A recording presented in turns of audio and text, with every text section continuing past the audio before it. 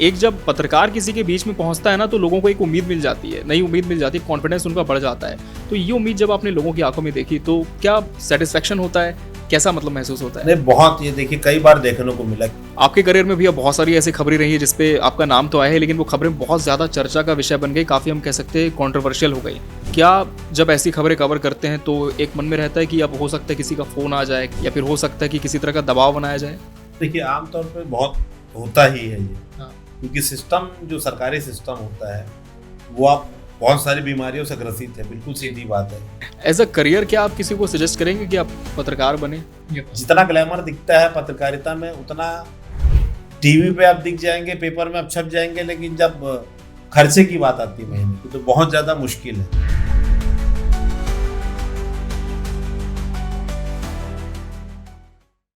तो दी अमित शर्मा पॉडकास्ट में बहुत सारी फील्ड के लोगों का मैंने इंटरव्यू किया है, पॉडकास्ट किया है।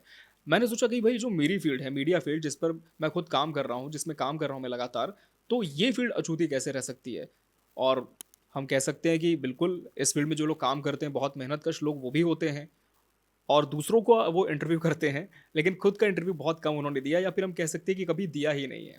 तो चलिए जानते हैं आज ऐसे ही शख्सियत के बारे में। और इन्हें आपने टीवी पर लगातार देखा, एक बहुत ही प्रतिष्ठित चैनल का ये चेहरा है, ग्राउंड रिपोर्टिंग करते हैं, और ये जब खबरें कवर करते हैं तो इनकी खबरों का असर होता है। न सिर्फ असर होता है, बल्कि हम कह सकते हैं कि खबरों की मुक्केबाजी के बीच इनकी जो दबंगई है ना, वो देखते ही बनती है, क्योंकि जहां पर सच होता है वहां पर आपको झुकने की बिल्कुल भी जरूरत नहीं होती है, और यही ये अपने खबरों के माध्यम से दिखाने की कोशिश करते हैं। बहुत स्वागत करते हैं हम हमारे इस पॉडकास्ट में पत्रकार संदीप शुक्ला जी का। संदीप भैया, बहुत बहुत स्वागत है आपका। नमस्कार। और जब मैं संदीप भैया कहता हूँ ना, तो मुझे वो टीवीएफ एस्पायरेंट्स करके एक सीरीज आई थी, उसके संदीप भैया याद आते हैं। उनका भी एक बहुत अच्छा कैरेक्टर था, और ये नाम बहुत ज़्यादा फेमस हो गया था। और संदीप भैया को हम काफ़ी सालों से जानते हैं, लगातार फील्ड में हम मिलते रहे हैं। और संदीप भैया, कभी ऐसा प्लान हमने नहीं किया था कि एक इंटरव्यू हम आपस में करेंगे क्योंकि हम अक्सर ऐसी फील्ड से आते हैं कि हम दूसरों का इंटरव्यू करते हैं। तो कैसा ये एक्सपीरियंस होने वाला, क्या लगता है आपको? मुझे तो अभी भी बल्कि समझ में नहीं आ रहा है, क्योंकि हम सवाल करने के आदी है, क्रॉस क्वेश्चन के आदी है। उधर से कोई काउंटर करता है तो फिर हम और एक नया सवाल करते हैं, तो जवाब देने के आदी तो हम कम है, लेकिन देखना होगा कि आप किस प्रकार के सवाल पूछते हैं। तो हलचल तो हो रही है अंदर, देखे, लेकिन फर्स्ट एक्सपीरियंस है जी। सवाल करते रहे, अब इस बार सवालों का जवाब खुद देना है। नहीं, हलचल तो बिल्कुल हो रही है, लेकिन मुझे ऐसा लगता है कि आज सवाल जवाब से ज़्यादा हम कह सकते हैं कि एक दो भाइयों के बीच ऐसी बातचीत है, वो होगी। और बस आपके कुछ एक्सपीरियंस हम जानना चाहेंगे आपसे। और मैं आपको ज़रूर बता दूं, हमारे जितने व्यूअर्स हैं, कि संदीप भैया न सिर्फ एक बड़े पत्रकार हैं, बल्कि इनके बैकग्राउंड में आप देखें तो एक स्पोर्ट्समैन ये रहे हैं। और इनकी पर्सनालिटी देखकर आप देख सकते हैं कि कितने ज़्यादा तगड़े हैं ये। और इन्होंने नेशनल लेवल पर गेम्स में भारत का प्रतिनिधित्व किया है, गोल्ड और सिल्वर मेडल अपने नाम किए हैं। नेशनल लेवल की बॉडी बिल्डिंग में ये जा चुके हैं, म्यू थाई में ये चैंपियन रहे, कराटे में ब्लैक बेल्ट इन्हें हासिल है। एशियन इंडोर गेम्स जो फुके में हुआ था 2007 में और 2009 में, उसमें सिल्वर और गोल्ड मेडल ये अपने नाम कर चुके हैं। ऐसा लगता है भी है कि जैसे आपका जो अभी तक की पृष्ठभूमि रही है, तो स्पोर्ट्स में भी बहुत एक ब्राइट करियर हो सकता था, हालांकि चुनौतियां उसमें भी बहुत सारी हैं। तो स्पोर्ट्स से फिर जर्नलिज्म, ये ट्रांजिशन आपका कैसे हुआ? मतलब एक्चुअली स्पोर्ट्स में तो कराटे में फैमिली ने पहले ही डाल दिया था, क्योंकि बचपन में बहुत एक्टिव थे हम लोग, तो स्पोर्ट्स में घर वालों ने डाला ही था, तो कराटे हम लोग बचपन से करते ही थे। हाँ। तो उस समय जो कराटे होता था वो फुल कांटेक्ट होता था, मतलब आप सामने वाले को हिट कर सकते थे पूरी ताकत से। अच्छा। तो वो फुल कांटेक्ट खेलने की आदत थी, स्पोर्ट्स में झुकाव था ही, स्कूल में भी स्पोर्ट्स करते थे। उसके बाद अब बड़े हुए तो या तो आर्मी में जाने का मन था या पुलिस में जाए, ये मतलब मन बना हुआ था कि या तो आर्मी में जाना है या पुलिस में जाना है जी। उसके बाद जब कराटे करते रहे तो ब्लैक बेल्ट हुआ, फिर muay Thai, Thai kickboxing Thailand का राष्ट्रीय गेम है, बहुत थोड़ा डेंजरस है, तो उसके तरफ अट्रैक्शन हुआ। हाँ। तो वो मैंने खेलना चालू किया, तो उसमें नेशनल जीता, तो फिर उसके लिए इंटरनेशनल एशियन इंडोर गेम्स के लिए सिलेक्शन हुआ, वहाँ भी जाके मेडल मिल गया। और उस समय चूंकि अब ये पता लगा कि आर्मी में जाना है तो एनसीसी से डायरेक्ट एंट्री होती, तो एनसीसी हमने ज्वाइन कर ली, कॉलेज में एनसीसी किया, फिर आर्मी का मैंने इंटरव्यू भी दिया, एसएसबी इंटरव्यू के लिए। लास्ट डे इलाहाबाद में इंटरव्यू हुआ था, उस पर नहीं हो पाया, जो भी कारणों हम उस लायक शायद आर्मी के बनने नहीं होंगे। उसके बाद 2008 में पुलिस की भर्ती भी निकली थी, तो इस दौरान में घर का जो कंस्ट्रक्शन का काम है वो करता रहता था। लेकिन गवर्नमेंट कंस्ट्रक्शन का काम करना मतलब अपने आप में जी बहुत ज़्यादा संतोषजनक नहीं था, जॉब सेटिस्फेक्शन जॉब सेटिस्फेक्शन वाली बात है। सरकारी कॉन्ट्रैक्टर का काम करना मतलब, और मुझे तो बिल्कुल भी उसूलों के खिलाफ जा रहा था जी। तो मैंने काम फिर छोड़ ही दिया। और पुलिस की मैंने परीक्षा दी थी तो उसमें 10-12 नंबर से मैं चूक गया था। उसके बाद मैंने डिसाइड किया कि अगर पुलिस या प्रेस, पुलिस का जो काम होता है वो प्रेस का जो काम होता है वो पुलिस के जैसा ही होता है जी। लोगों को आपको न्याय दिलाना है, समाज सेवा भी है, क्वेश्चन आप कर सकते हैं। तब मैं फिर मैंने डिसाइड किया कि जाना है मुझे, मीडिया में ही जाना है। और इस बीच आपको बता दूं कि जिस समय कंस्ट्रक्शन का मैं घर का कर रहा था तो कुशाभाऊ ठाकरे यूनिवर्सिटी में एक नया कोर्स चालू हुआ था, मास कम्युनिकेशन। तो मैंने आज से 14-15 साल पहले वो डिग्री ले ली थी। ठेकेदारी करते करते मैंने पढ़ाई कर ली थी। 1-2 बार AT-KT भी आई, लेकिन अल्टीमेटली मैंने डिग्री हासिल कर ली। अच्छा। फिर अखबार से मैंने शुरू किया क्योंकि क्वेश्चन करने की आदत, सवाल करने की आदत। और कंस्ट्रक्शन लाइन मैंने इसीलिए छोड़ी थी क्योंकि वो उसूलों का टकराव हो रहा था। ओपनली कहना बहुत ज्यादा ठीक नहीं है, लेकिन उस कारण से फिर मैंने प्रेस में आया और फिर वही क्वेश्चनिंग की जो आदत है वही आज भी है। और उसी से, यानी कि व्यवस्था को देखकर आपके मन में हमेशा सवाल उठते थे कि ऐसा क्यों है, इसके लिए जिम्मेदार कौन है, इससे बदलाव कैसे आएगा। और खबरों के माध्यम से संदीप भैया ने बहुत हद तक हमें वो दिखाने की कोशिश भी की है। और जैसे मैंने इस पॉडकास्ट के स्टार्टिंग में ही कहा कि जब खबरें दिखाई गई हैं तो सिर्फ दिखा के ही नहीं छोड़ी हैं, उसका फॉलोअप लिया है। जब तक कि जिम्मेदार उस पर संज्ञान नहीं ले तब तक वो डटे रहे हैं और उसके बाद उन पर एक्शन भी हुआ है। तो भैया जब आप इस फील्ड में आए तो घर वालों का क्या मतलब वो था कि संदीप तू तो बहुत अच्छा मतलब स्पोर्ट्स प्लेयर है, इतना बेल्ट्स तेरे पास हैं, मेडल्स तूने जीते हैं, तो ऑल ऑफ सडन ये जो ट्रांजिशन हो रहा था तो घर वाले इसके फेवर में थे करियर के कि मीडिया में जाना है तो हाँ ठीक है करके सब? एक्चुअली नेशनल मेडल और इंटरनेशनल मेडल जो हुआ, हाँ, तो पुलिस में मुझे जो इंटरव्यू हुआ था उसमें बहुत अच्छे नंबर मिले थे। हाँ। उन्होंने मेडल देख के और 1-2 सवाल किए, 100 में से 80 नंबर उन्होंने दे दिए। अच्छा। और मेरा सब इंस्पेक्टर में हुआ नहीं उस समय। हाँ। और उसके पहले भी मैं जाता रहा, तो मुझे सब इंस्पेक्टर की भर्ती जो निकली थी 2008 में, हाँ। उसके पहले ही ऑफर पुलिस डिपार्टमेंट से हेड कांस्टेबल बनाने का मिल चुका था। अब चूंकि मैं पोस्ट ग्रेजुएट और मुझे वो अपने लिए डिग्निफाइड जॉब नहीं लग रहा था। पुलिस की जॉब बहुत डिग्निफाइड है, लेकिन मेरी डिग्री के इक्विवेलेंट कि अगर मैं पोस्ट ग्रेजुएट हूँ, 2 डिग्रियां मेरे पास है, तो मैं क्यों अंडर क्वालिफाइड जॉब करूं, ये मेरे मन में था। अच्छा। तो मैं पुलिस की जॉब थी, उसके बावजूद मैंने हेड कांस्टेबल का नहीं लिया और मैंने कहा कि फिर भर्ती निकलेगी तब देंगे, वरना फिर पत्रकारिता करके उसके इक्विवेलेंट काम करेंगे। तो घर वालों को तो जम रहा नहीं था, क्योंकि पत्रकारिता का जो पे आउट है, जो सैलरी आप खुद हैं, हमारे सभी बंधु जानते हैं, दिखने में कितना भी ग्लैमरस रहे, पत्रकारिता में पे आउट बहुत ही ज्यादा कम होता है। और सीधी सीधी बात है कि दुनिया कुछ भी कहे, देखिए तमाम बातें पत्रकारों को लेके होती है, लेकिन वो समाज सेवा से कोई कम काम नहीं है। अगर एक आदमी पत्रकार के साथ घूम ले दिन भर, तो उसे 24 घंटे में समझ में आ जाएगा कितना संघर्ष है। पे आउट होता है वो सस्टेनेबल तो बहुत मुश्किल से पत्रकार सर्वाइव करता है। और इसीलिए आपको पत्रकारों की बहुत ज्यादा संपत्ति कभी दिखाई नहीं देगी। तो घर वाले तो उस पर एग्री करते ही नहीं थे। और मैंने पत्रकारिता जब शुरू करी कंस्ट्रक्शन छोड़ के, तो मेरी शादी हो चुकी थी। अच्छा। 1 साल की बिटिया थी। अच्छा। तो मैं तो कंस्ट्रक्शन छोड़ने से और पत्रकारिता में एंट्री करने के बीच में 8 से 10 महीना मैं समझ लीजिए बेरोजगार रहा। ओहो, जबकि शादी के बाद नया बेरोजगार। बिल्कुल। लेकिन खर्चे सीमित थे तो बहुत ज्यादा दिक्कत नहीं हुई। और भला हो एक अखबार का, संस्थान का जी, उन्होंने मुझे जगह दी। उस समय टाइपिंग भी नहीं आती थी बहुत ज्यादा, तो समय दिया गया मुझे और मैंने साबित करके दिखाया। तो बिल्कुल फिर वहां से ठीक होता रहा, फिर 1 से दूसरा अखबार, दूसरे से तीसरा। तो लेकिन एक संतोषजनक पे आउट आने में कई समय लग गया। तो परिवार वाले पहले टोकते रहे, लेकिन जब खबरें अच्छी निकली और रुतबा बढ़ा जी, तो फिर घर वाले भी बोले कि नहीं, ये तो इससे अच्छी कोई जॉब नहीं है। घर वालों को और एक हम ऐसा कह सकते हैं कि अभी आपका नाम भी बहुत हुआ है खबरों के माध्यम से, और खासकर कि अभी आगे उस पर भी हम बात करेंगे कौन कौन सी ऐसी खबरें रही जो कि बहुत ज़्यादा चर्चा में रही आपकी।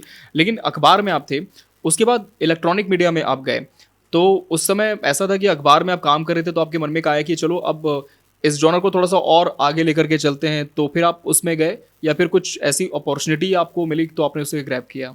इस पे देखिए, अखबार से अच्छा माध्यम कुछ होता नहीं। जो चीजों पे जो असर होता है खबरों का, जी, ये क्योंकि अखबार में जो लिखा जाता है वो इतिहास बन जाता है। हाँ। आप आज से 50 साल बाद भी गूगल करेंगे तो अखबारों में जो लिखी हुई चीजें लाइब्रेरी में जाके आपको मिल सकती है। सही बात है। चैनलों में ये दिक्कत थोड़ी सी थी पहले, लेकिन जब मैं अखबार में काम करता था तो बहुत सारी चीजें ऐसी टकराती थी जो विजुअली दिखाने लायक थी। अखबार हाँ। में आप उसकी फोटो दिखा सकते हैं, हाँ। लेकिन कई बार चूंकि जो विजुअल आते हैं जो ऑडियो के साथ, हाँ। वो सारी चीजों को खोल के रख देता है। और दूसरा, अखबार आपका आदमी पढ़े ना पढ़े, अखबार खरीदना पड़ता है, पढ़ना पड़ता है, रखना पड़ता है, बहुत सारी लिमिटेशन होती है। लेकिन जी। इलेक्ट्रॉनिक चैनल में मैंने सोचा कि हम विजुअली जब किसी चीज को कैप्चर करेंगे, दिखाएंगे, जी।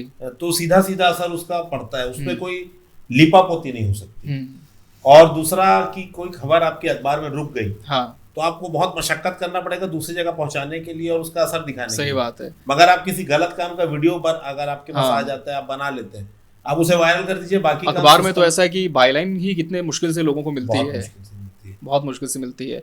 तो इस चैनल में फिर आपने ज्वाइन किया जहाँ पर आप अभी कर रहे हैं, या कि पहले और कोई चैनल था? नहीं, ये मैंने अच्छा। IBC 24 में एंट्री की। अच्छा। और संस्थान बहुत अच्छा है, बहुत मौका मिला मुझे जी।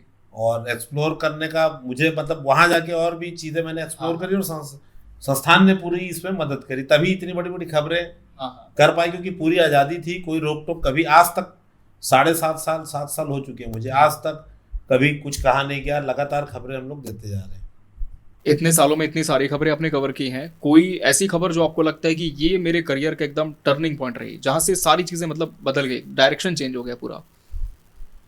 डायरेक्शन देखिए, मतलब 2-3 खबरें महत्वपूर्ण मैं मानता हूँ, जो मतलब सामाजिक तौर पर जी। वो खत्म तो नहीं हो सकती चीजें, लेकिन उस पर मीडिया का बहुत महत्वपूर्ण रोल है। जी। जैसे हमने अखबारों में तो की थी, जैसे रायपुर के कुछ एक अड्डे थे, नशे के अड्डे। जी। वहां पर उस समय मतलब बचपन से हम लोग सुनते आते थे, मिश्राइन बाड़ा है ईरानी डेरा का, हाँ। मिश्राइन बाड़ा बोला जाता था, महिला डॉन थी। वहां बोला जाता था कि पुलिस आज तक एंट्री नहीं करी है, ऐसा खौफ था। तो बहुत मुश्किल से हमने उसका 32 मिनट का एक, मतलब घूम के 2 ढाई 3 घंटा हमने 32 मिनट का एक वीडियो बनाया था। मैं उस समय अखबार में था। अच्छा। और बहुत खतरनाक भी था, तो मैं और मेरा साथी उसे हमने रिकॉर्ड किया। महिला डॉन थी, नशा बच्चों से बिकवाती थी, 7 साल 8 साल के बच्चों से नशा बिकवाती थी। तो पहली बार ऐसा हुआ कि उसका किसी ने स्टिंग किया। उसके बाद वो खबर छपी और ऐसा हुआ कि एडिशनल एसपी रेलवे पटरी से सुमो को दौड़ाते हुए पहुंचे उस जगह। अच्छा। क्योंकि आपको अगर ईरानी डेरा का इतिहास लोगों को बिल्कुल मालूम पता होगा, है। तो जी, वहां जी। जाने से हाँ। महिलाएं पूरा विरोध करने लगती थी। सही बात है। मिश्राइन बाड़ा है, वहां के जो लोग एक विरोध बलवे करने जैसी लगते थे। स्थिति हो जाती थी। बलवे जैसी हाँ। स्थिति, और सब मिलके विरोध करते थे, हाँ। क्योंकि नशा कारोबार बंद होने। और वहां पे ऐसा था कि कोई घुस नहीं सकता था, कितना भी बड़ा अधिकारी हो, लोग पहले से ही वहां जाने के बाद बैक ऑफ कर लेते थे कि यार जान ना चली जाए, ऐसी नौबत आ जाती थी। तो हमने उसको डिस्क्रीटली सब स्टिंग किया, उसको छापा। हाँ। और उस दिन IG बैठक ले रहे थे, हम्म। और हमने खबर लगाई कि इस तरफ IG बैठक ले रहे थे और यहाँ बच्चे उस समय गांजा बेच रहे थे। ये ऐसी हेडलाइन थी खबर- मतलब आपकी खबर की? ये हाँ, और ये हाँ। छपी खबर। हाँ। उसके बाद उस पर छापा पड़ा, पूरी की पूरी बस्ती साफ कर दी गई, मिश्राइन बाड़ा। उसके बाद लगभग 10 साल तक मैं मानता हूँ, अभी आज तक वो चालू नहीं हो पाया कम से कम। मतलब 7 साल तो मुझे IBC में हो गए, तो लगभग 8 साल तक तो वो चालू नहीं हो पाया। और छुटपुट अभी भी चलता है कभी कभी तो, लेकिन उस लेवल पे कभी नहीं हो पाया। तो फिर मैंने जाना कि अगर आप कुछ ठान लेंगे, हाँ, तो वो फिर तो मतलब बदलाव आता है। बिल्कुल। ये बात है। और कहीं ना कहीं हम कह सकते हैं कि जो जर्नलिस्ट होते हैं भैया, उनको लोगों ना बहुत उम्मीद से भी देखते हैं, ये नई उम्मीद मिल जाती है, कॉन्फिडेंस उनका बढ़ जाता है। तो ये उम्मीद जब आपने लोगों की आंखों में देखी, तो क्या सेटिस्फेक्शन होता है, कैसा मतलब महसूस होता है? नहीं, बहुत, ये देखिए कई बार देखने को मिला, क्योंकि अभी तो PDS और अन्य चीज़ें सिस्टम धीरे धीरे अच्छा हो जाता है। हमने कवरेज के दौरान देखी कि लोग, अधिकारी जो है, दिव्यांगों का राशन खा जा रहे हैं, दुकानदार, हाँ। कोई विधवा है उसकी ज़मीन हड़पी जा रही है, उसका राशन खाया जा रहा है। तो एक समय जब आप लगातार खबरें करते हैं, तो फिर आपको फोन आने लग जाता है। मतलब हाँ, देखिए, मीडिया ऐसा दरवाजा होता ही है, हर जगह जब आदमी ठोकर खाता है तो वो मीडिया के पास, बिल्कुल। ना अधिकारी, ना पुलिस, ना नेता, हाँ। ना लोग। और सबसे जब त्रस्त हो जाता है, जबकि पारिवारिक विवाद भी होता है, तो आदमी मीडिया के पास आता है। सही बात है कि आप लोग कुछ मदद कर हाँ। दीजिए। तो वो उम्मीद जो पत्रकार जगा पाए, तो मैं ये मानता हूँ कि उसका सौभाग्य की बात है। और ये सौभाग्य मुझे भी मिला, क्योंकि चैनल और अखबारों ने साथ दिया, हमने खबरें छापी। तो ये बार बार होता रहा कि लोग न्याय के लिए सीधे, उनको उम्मीद होती थी कि भाई संदीप शुक्ला जी संस्थान में है, और संदीप और संस्थान मिलके न्याय दिलाएंगे। सही बात है, कोई रास्ता खोलेंगे। बिल्कुल, रास्ता खुलेगा। तो हम कोई बहुत बड़ा काम नहीं कर रहे हैं, जो काम कोई भी कर सकता है वो हम कर रहे हैं। अब बात इस पे ये होती है कि करने के लिए कौन कौन राजी है, क्योंकि करने को लोग राजी नहीं होते, संसाधन सबके पास होता है। जैसे उदाहरण के लिए सब इंस्पेक्टर भर्ती के 2 पक्ष हैं। हाँ। तो उसपे जो एक पक्ष है खबर पर भर्ती के विरुद्ध में है, एक पक्ष है जो निकालना चाहता है रिजल्ट, लोग जो धरना आंदोलन जी, सब जी, कर जी। रहे हैं। हम उसको लगातार कवरेज कर रहे हैं, जब जब होता है हम करते हैं, दूसरा पक्ष भी करता है तो उसे भी हम इथिकली उठाने का प्रयास करते हैं। तो इन्हें उम्मीद है तो हम उनकी उम्मीद पे खरा उतरने का प्रयास करते हैं कि उनकी बात सरकार तक चले जाए जी। तो बहुत ज्यादा मेहनत नहीं करनी पड़ती, बस मीडिया को ये करना है कि आप एक पक्ष को लेके उसको सामने रख दीजिए बिना उससे छेड़छाड़ किए। सही बात है, निष्पक्षता के साथ खुद निर्णय कर लेती कि सही हो रहा है कि गलत। सही बात है, आप सिर्फ तथ्यों को बताइए, उसके बाद वो खुद फैसला ले लेंगे कि कौन सही है कौन गलत है। और हम कह सकते हैं ना कि हम पत्रकार हैं, हम पक्षकार नहीं है, तो ये बिल्कुल सही बात भी है। आपके करियर में भी अब बहुत सारी ऐसी खबरें रही है जिसपे आपका नाम तो आया है, लेकिन वो खबरें बहुत ज्यादा चर्चा का विषय बन गई, काफी हम कह सकते हैं कॉन्ट्रोवर्शियल हो गई, काफी बड़े लोगों के नाम भी इसमें सामने आए। और क्या जब ऐसी खबरें कवर करते हैं तो एक मन में रहता है कि अब हो सकता है किसी का फ़ोन आ जाए, कहीं से बुलावा आ जाए, कोई तलब कर ले, या फिर हो सकता है कि किसी तरह का दबाव बनाया जाए? ये तो देखिए आमतौर पे बहुत होता ही है ये। हाँ, क्योंकि सिस्टम जो सरकारी सिस्टम होता है वो आप बहुत सारी बीमारियों से ग्रसित है, बिल्कुल सीधी बात है, बहुत सारे रोगाणु हैं आप कह सकते हैं। जी। जब आप करने जाएंगे तो उनसे आपका टकराव होगा ही होगा। हाँ, अब बहुत छोटा सा उदाहरण बताता हूँ आपको, जैसे कोरोना काल है। जो कोरोना काल में जिस लेवल पे गड़बड़ियां हुई हमने उसको उजागर किया, तो उस पर बहुत सारी चीज़ें, क्योंकि सरकार भी प्रयास कर रही थी लड़ने का, लेकिन सरकार के कुछ लोग ऐसे थे जी, जो उस पर भी आपदा में अवसर ढूंढ रहे थे। हाँ, तो हमने उसको उजागर किया। अब जैसे छोटा सा उदाहरण बता रहा हूँ कि मेकाहारा का स्टाफ था, बजट की कमी हो चाहे कुछ भी हो, एक समय ऐसा आया था, आप मेकाहारा के स्टाफ से आज भी कंफर्म कर सकते हैं कि उन्हें इस्तेमाल किया हुआ जो गॉगल होता है, आई गॉगल्स, और बहुत सारी चीज़ें जो डिस्पोजेबल होती हैं, वो उन्हें धोकर इस्तेमाल करने कहा जा रहा था।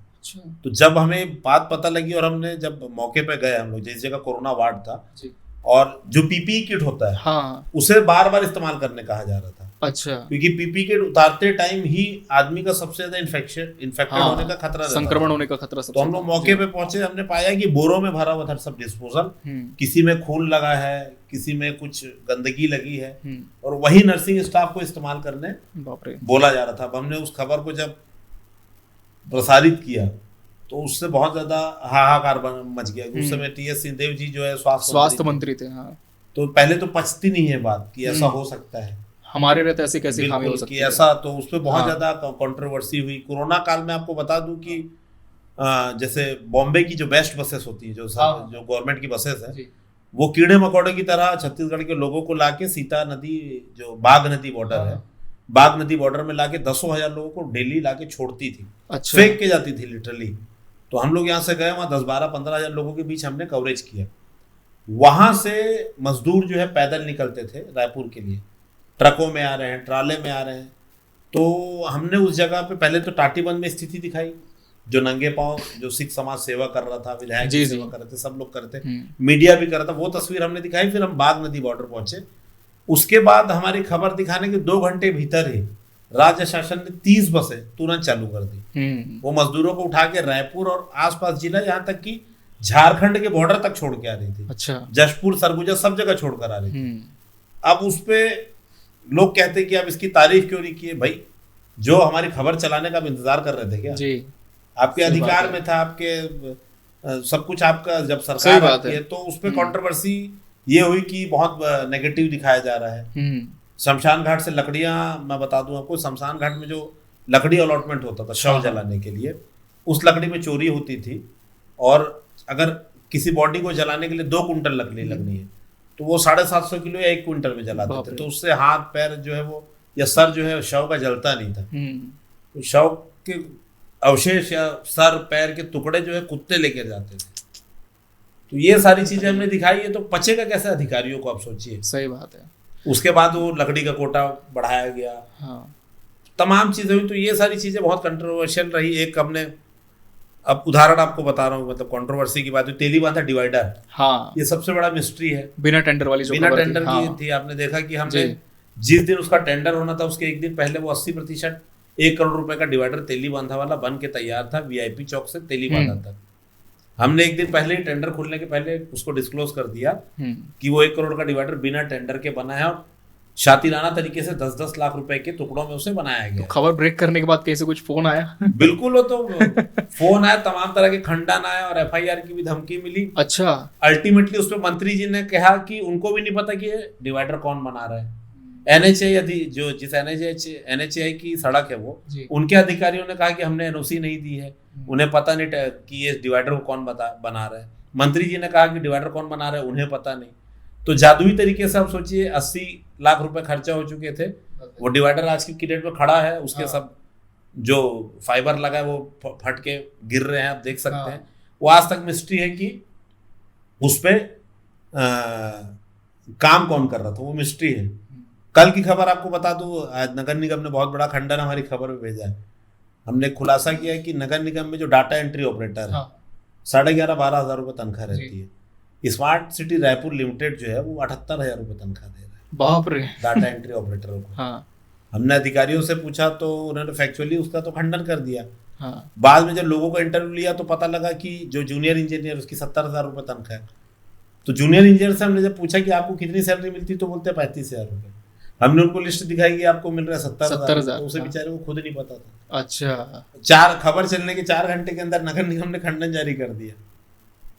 अधिकारी बोल रहे हैं कि एक्शन लेंगे, दस्तावेज कहाँ से निकले उस पर FIR कराइए। तो ये चीजें होती है, लेकिन पत्रकार का तो काम ही है। सही बात है, अगर हम नहीं करेंगे तो कौन करेगा। बिल्कुल सही बात है। और जैसे कि हमने कहा ना कि लोगों को इसलिए उम्मीद भी रहती है कि इनके पास आए या फिर ये हमारे तक आए तो अब हमारा जो काम है हो जाएगा। अच्छा, जहाँ तक सिस्टम की बात है भैया, तो कई बार ऐसा होता है कि जर्नलिज्म के राइट्स को लेकर बहुत बातें होती है कि हमारी सुरक्षा कितनी, भाई हम लोगों के लिए आवाज़ उठाते हैं, लेकिन हमारे लिए आवाज़ कौन उठाता है। तो जब पिछली सरकार थी भूपेश बघेल की, तब पत्रकार कानून लाने की मांग की गई थी। भाजपा सरकार आई तो भी इस पर सहमति बनी कि हाँ पत्रकारों के लिए होना चाहिए, लेकिन होना चाहिए तो क्या होना चाहिए और कब तक होगा, क्या इसे लेकर आप मानते हैं कि इस पे कोई पहल नहीं की जाती है? बिल्कुल, इसमें कोई पहल तो नहीं की गई है। आज भी देखिए, अब राज्य बने आज 24 साल हो चुके हैं, कोई पहल नहीं की गई है, कहीं कुछ खास बदलाव दिख ही नहीं रहा है। देखिए, जिस पत्रकार पे FIR होना है वो हो ही रही है। मैं खुद उस चीज से ग्रसित हूँ। मेरे ऊपर भी एक फर्जी जो है FIR बहुत गंभीर धारा में की गई थी। अच्छा। हालांकि क्योंकि मुझे मालूम था ऐसा हो सकता है, तो हमारे पास सारे सबूत, वीडियो ऑडियो हमने सब तैयार करके रखे थे, और जांच में वो मामला गिर गया। मगर मुझे भी एक FIR फर्जी झेलनी पड़ी थी। बात ये कि FIR दर्ज कैसे हो जाती है, जब तक पॉलिटिकल अप्रोच ना हो, जब तक उसको पॉलिटिकल सपोर्ट ना हो। पुलिस भी उस FIR को दर्ज नहीं करेगी जब तक पुलिस पे दबाव ना हो। सही बात है। तो सरकारें कोई भी हो, अभी तक देखिए पत्रकार सुरक्षा पे कोई बात ही हो रही है, लागू नहीं किया जा रहा है। पत्रकारों पे लगातार FIR हो रही है। अब इस मतलब 2 दिन के भीतर भी पत्रकारों के ऊपर FIR हुई है। मतलब मैं नाम उदाहरण नहीं देना चाहूंगा, जांच का विषय तो होता नहीं। बस आपको करना ही है कि देखिए, पत्रकार को अपनी मर्यादाओं का पालन करना होता है। कि कई बार जो नए पत्रकार हैं उनके लिए खासकर मैं कहूँगा, मैं भी खुद नया हूँ पत्रकारिता का, स्टूडेंट है पत्रकारिता के, तो हमें अपनी मर्यादाओं का मालूम होना चाहिए। जैसे कवरेज करते हुए हम कभी कभी किसी प्राइवेट प्रीमाइसेस में अकेले घुस जाते हैं, बिना किसी की गैर मौजूदगी के। आप किसी महिला की रिकॉर्डिंग नहीं कर सकते। बहुत सारी चीजें हैं जो आपको अनुमति लेके करनी होती है। तो उन मर्यादाओं का पालन अगर आप करेंगे तो सरकारों का सपोर्ट आपको होना हो, पत्रकार सुरक्षा कानून होना हो, पत्रकार कभी मुसीबत में नहीं पड़ेगा। देर सवेर उसे न्याय मिल जाएगा। जो मेरे साथ हुआ, मुझे मालूम है न्याय मिल जाएगा मुझे। हमने कहीं पॉलिटिकल जाके गुहार नहीं लगाई कि हमें बचा लीजिए, हमको मालूम है हमने गलत नहीं किया। तो पत्रकार सुरक्षा कानून जब बनेगा तब बनेगा। पत्रकारों को मर्यादा पे रह के काम करेंगे तो उनका कोई बाल भी बाका नहीं कर सकता। और छत्तीसगढ़ के पत्रकारों में यूनिटी काफी है। अभी आपने देखा था बस्तर में जब पत्रकार के गाड़ी में गांजा रख दिया गया, सब यूनाइट हुए, TI का निलंबन हुआ, TI के खिलाफ FIR हुई। और यहाँ पर भी एक निजी रेस्टोरेंट में एक पत्रकार के साथ कुछ विवाद हुआ था, तो हम देखे थे कि पूरा प्रेस क्लब और तमाम जो साथी थे पहुंच गए थे, बहुत सपोर्ट किया था और फिर कार्रवाई भी इस पर हुई थी। बिल्कुल, तेलीबांधा का जो प्राइवेट रेस्टोरेंट वहाँ पर।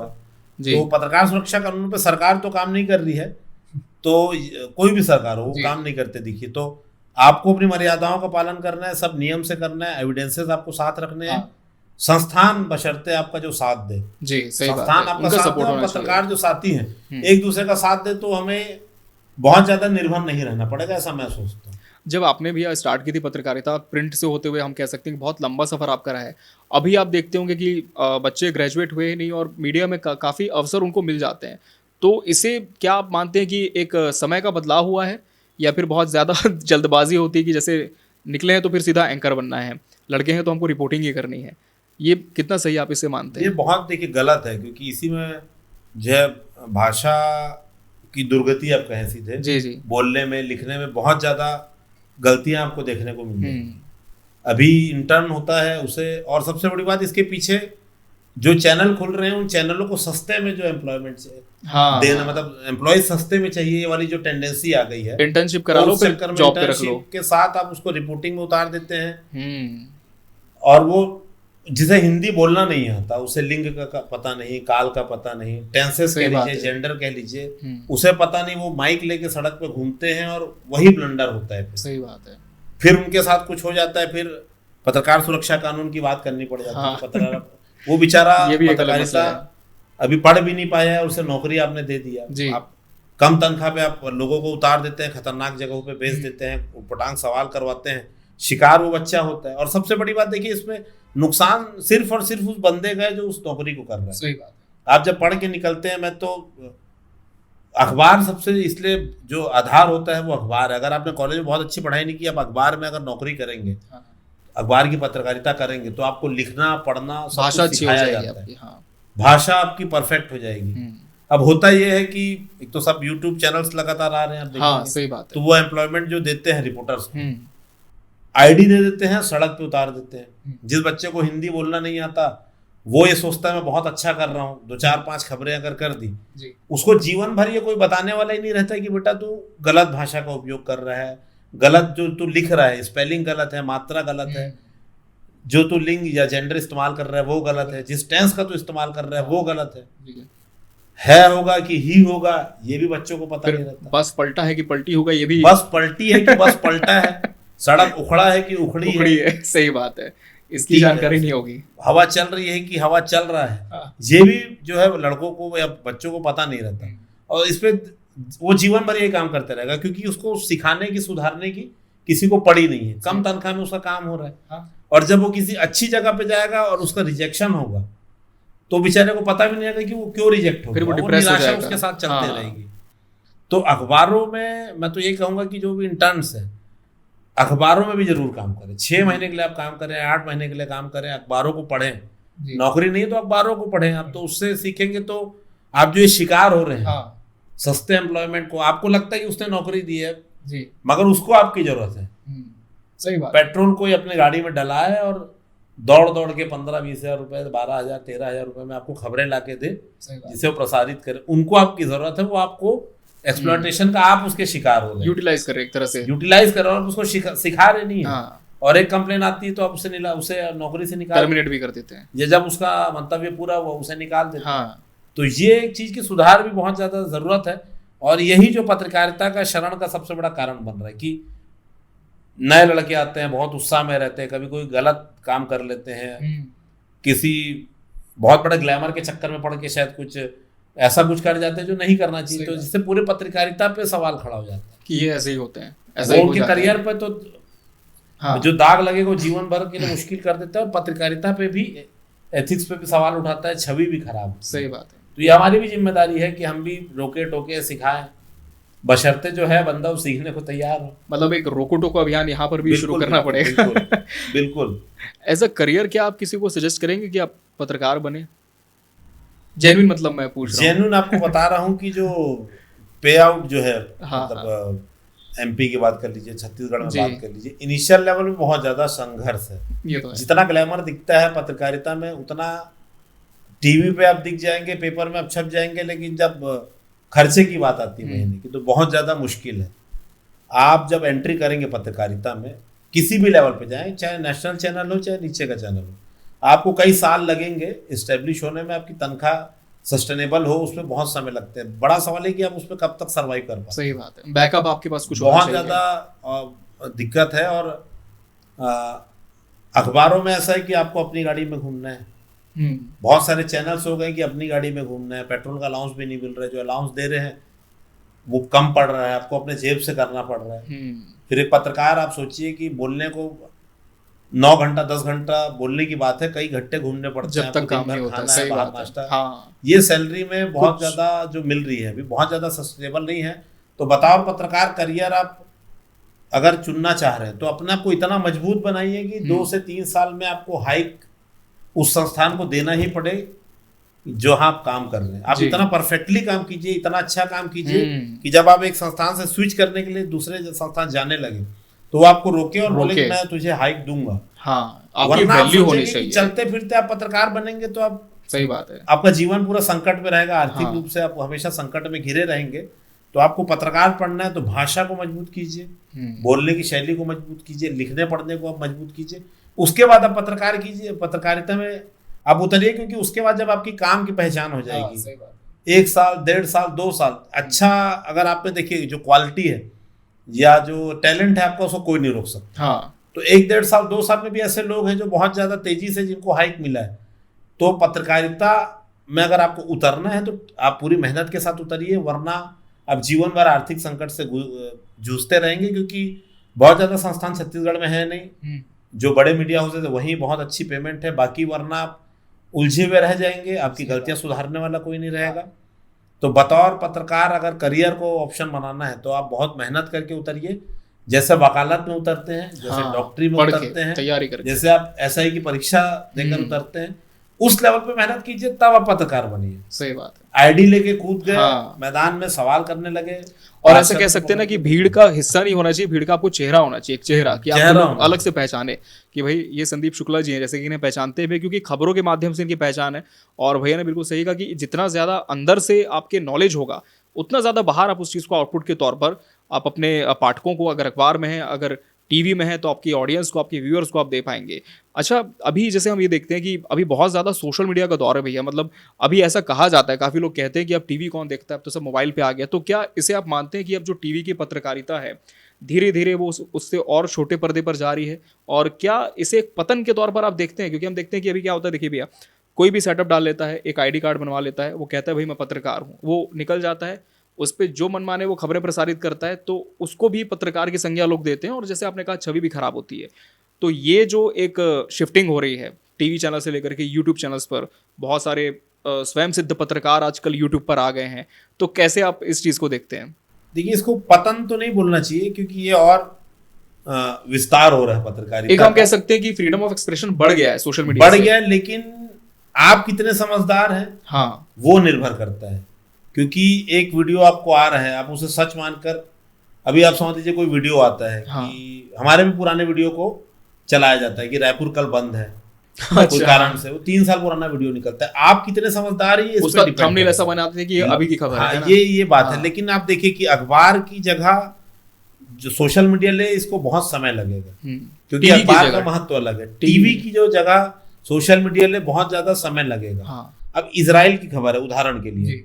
आप 4-6 बड़े नेशनल चैनल जो दिखाएंगे, आपको उस पर भरोसा करना होगा, क्योंकि लगातार अगर एक साथ दिखा रहे हैं, क्योंकि जो मोबाइल पर आपके अलग अलग आप देखेंगे तो अलग अलग वीडियो, अलग अलग वही वीडियो जो है इजराइल का बताया जाता है, वही वीडियो रशिया का बताया जाता है।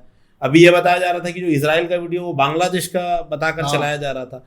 तो उसको वेरीफाई कौन करेगा? उसको अखबार वेरीफाई करेगा, उसको टीवी वेरीफाई करेगा, उसको आप गूगल में जाके 6 जगह सोर्सेज पे ढूंढिए तो वो वेरीफाई होगी। तो कई लोग इसे अपने आय का जरिया बना रहे हैं, लेकिन वो न्यूसेंस फैला रहे हैं, समाज में गंदगी भी फैल रही है, कंफ्यूजन फैल रहा है, हिंसा हो जाती है, दंगे हो जाते हैं।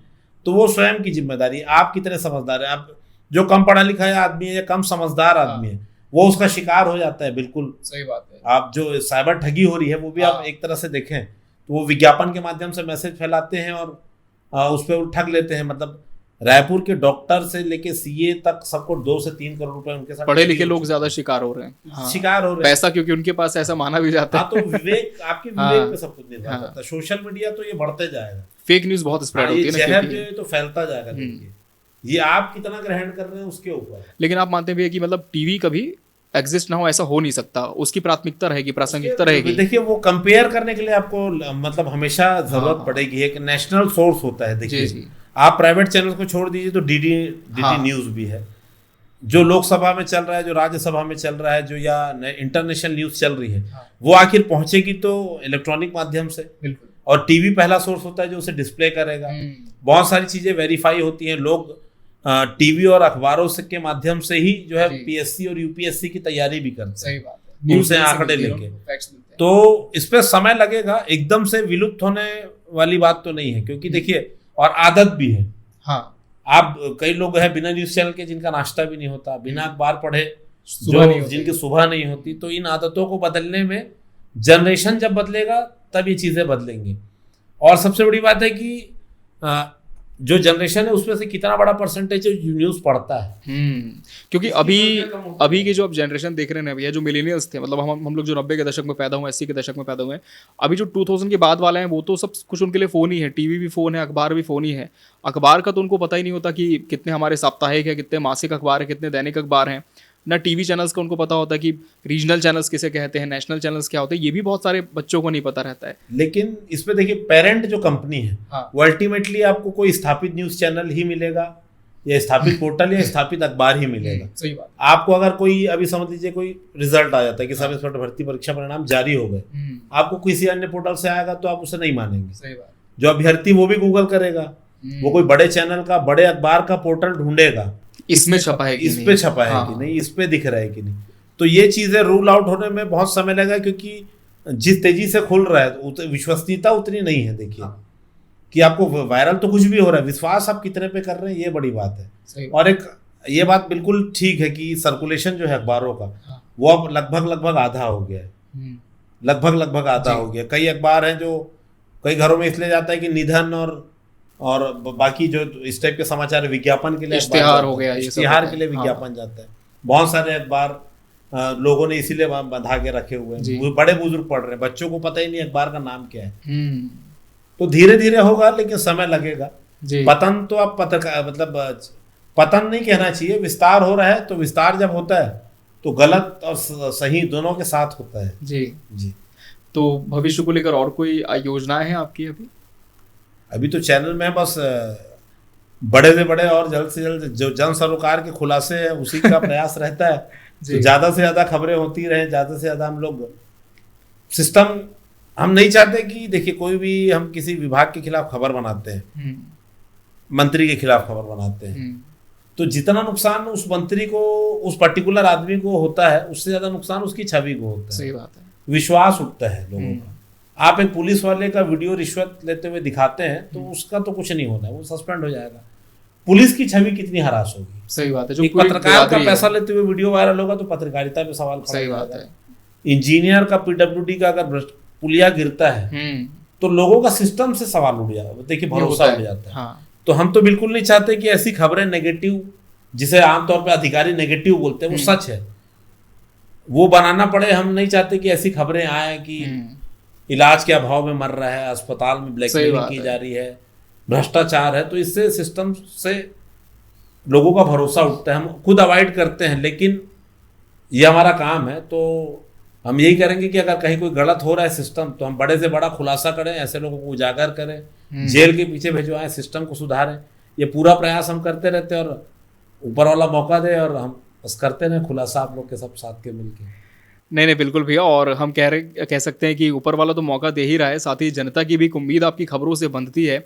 और जैसे हमने पहले ही कहा कि जब इस छवि के पत्रकार लोगों के बीच में जाते हैं तो उनको एक आस हो जाती है कि चलो अब तो हमारा काम हो ही जाएगा, अब तो सुनवाई हो ही जाएगी, इतने दिनों से जो रास्ता बंद था अब तो वो खुल ही जाएगा। और अक्सर जैसे कि अभी आपने बताया भैया कि जैसे अगर कोई एक व्यक्ति गलत करता है तो उसके पूरा जो पेशा है उसका, वो संदेह के दायरे में आ जाता है, लोग उसी तरह से बाकियों को भी देखते हैं। लेकिन अभी एज अ जर्नलिस्ट आप क्या मानते हैं कि लोग आपको लेकर किस तरह की मेंटालिटी रखते हैं, किस तरह की मतलब इमेज वो आपको लेकर के क्रिएट करते हैं जब आप लोगों के बीच में से गुजरते हैं, या किसी को पता चलता है आप पत्रकार हैं, या कोई जानता रहता है कि आप पत्रकार हैं, तो कैसा बिहेव आपके साथ होता है, on the record, of the record, दोनों? बिल्कुल। देखिए दो चीज़ इसमें मतलब सबसे महत्वपूर्ण है। एक तो लोगों की उम्मीद तो मीडिया से है, ये आखिरी दरवाजा मीडिया को मानते हैं। कोर्ट जाने के पहले भी आदमी आता है, या कोर्ट जाने के बाद भी मीडिया के पास ही आता है आदमी। इस पे जो पत्रकारों के साथ जो लोगों की छवि है, देखिए वो खराब क्यों होती है, मैं बता रहा हूँ आपको। क्योंकि कोई भी खबर होती है तो उसका एक बुरा पक्ष होता है, और एक तो पीड़ित पक्ष होता है, और एक उसका आरोपी पक्ष होता है। कोई भी खबर, काउंटर जो हम लेते हैं, काउंटर जो होता है, एक पीड़ित पक्ष होगा, एक आरोपी पक्ष होगा, एक प्लस होगा, एक माइनस होगा, दो पक्ष। तो जब आप खबर बनाएंगे, उस खबर से उस व्यवस्था में बदलाव होगा, तो दूसरा पक्ष कहीं ना कहीं जो पहले आरोपी था, अगर उसे सजा मिल जाती है तो पत्रकार उसके लिए आरोपी हो जाएगा, पत्रकार उसके लिए मिली भगत किया हुआ आदमी हो जाएगा, पत्रकार उसके लिए बिका हुआ हो जाएगा। तो ऐसे लोग ही इसको प्रोपोगेंडा करते हैं। आप जब एक पत्रकार के पास न्याय के लिए जाते हैं, अगर वो आपकी खबर करता है, आपको न्याय मिल जाता है तो ठीक है। आपको न्याय अगर वो नहीं दिला पाता कोई, क्योंकि कई बार चीज़ें इतनी मजबूत है सिस्टम में, भ्रष्ट चीज़ें, कि आप चाह कर भी उसे न्याय नहीं दिला पाते हैं, पूरा प्रयास करते हैं। सही बात। तो आदमी को तुरंत कहता है कि पत्रकार तो बिक गया है, ये पत्रकार बिक गया है। तो ये सबसे बड़ी चीज़ें लोगों को सोचनी होगी।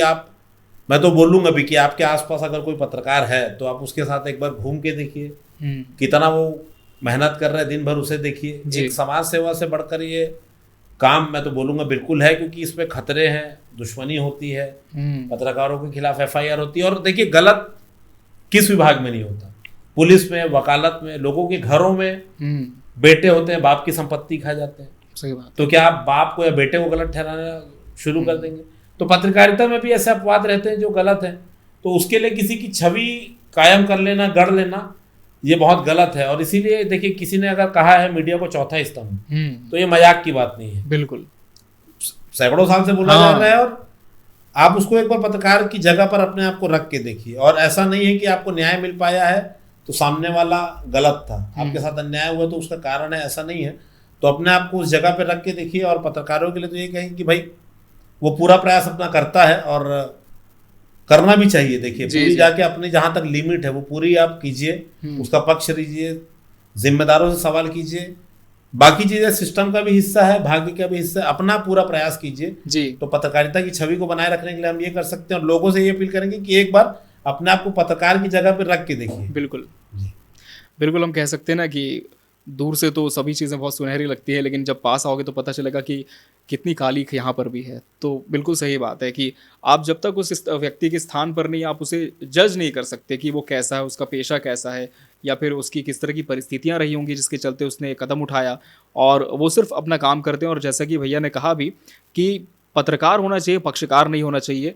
अगर आप पीड़ित व्यक्ति के पास जाते हैं तो उसके लिए जो जिम्मेदार है, जिस पर आरोप लग रहे हैं, उसका भी वर्जन आपको जरूर चलाना चाहिए कि भाई उसका क्या कहना है। ऐसा नहीं कि आपने सिर्फ एक, जैसे कि हम इलेक्ट्रॉनिक मीडिया में बाइट्स बोलते हैं, बाइट आपने चला दी, उसकी बाइट ली नहीं, तो हो सकता है कि आपके ऊपर सवाल खड़े हों। और अभी कई बार हम ऐसा भी कह सकते हैं भैया, ऐसा होता भी इसलिए है क्योंकि बहुत सारे लोगों को ये जानकारी नहीं होती कि काउंटर क्या है, कि हमको ये करना भी है। तो हो सकता है इस वजह से भी काफी लोग गलतियां कर जाते हैं। अनुभव की कमी बताया ना, ये आईडी लेके उतर जाना सड़क पे, ये बहुत बड़ा। क्योंकि देखिए, आप पत्रकार हैं, आपके पास सभी प्रकार के लोग आएंगे जी।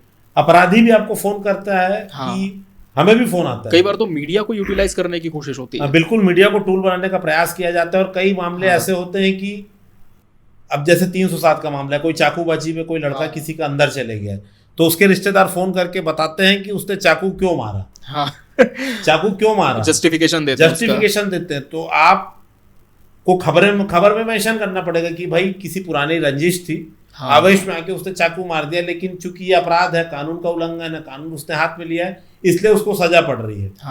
तो जो अलग अलग जो सवाल होते हैं, हम जो पत्रकारिता में बेसिक्स पढ़ते हैं, जो W5 Ws होते हैं, 5W उसका आप बिल्कुल पालन कीजिए। 5W तो मैं कहूंगा अब तो 7 Ws हो गए हैं। जितने वाई, व्हाट, व्हेन, वेयर, हुम, मतलब बहुत सारे क्वेश्चन मार्क्स आप ज्यादा से ज्यादा लाइए, उसके सवालों के जवाब दीजिए। तो कभी आप पे सवाल आपकी पत्रकारिता पे खड़े नहीं होगा। सभी का पक्ष लीजिए जी। आरोपी पक्ष जो बहुत दुर्दांत अपराध है, कोई बहुत बड़ा है, आप उसका पक्ष मत लीजिए। लेकिन आप जब तहकीकात करेंगे तो आपको चीजें सामने आ जाएंगी। अगर पता लग रहा है किसी के घर में 3 करोड़ रुपए पैसा निकल रहा है, तो उसका भी आप कारण आप लिखिए। सही बात है। अय्याशी का उसे शौक था, विदेश जाने का शौक था, गर्लफ्रेंड को महंगे मोबाइल देता था जी। तो ये भी आपके दर्शक का अधिकार है जानने का।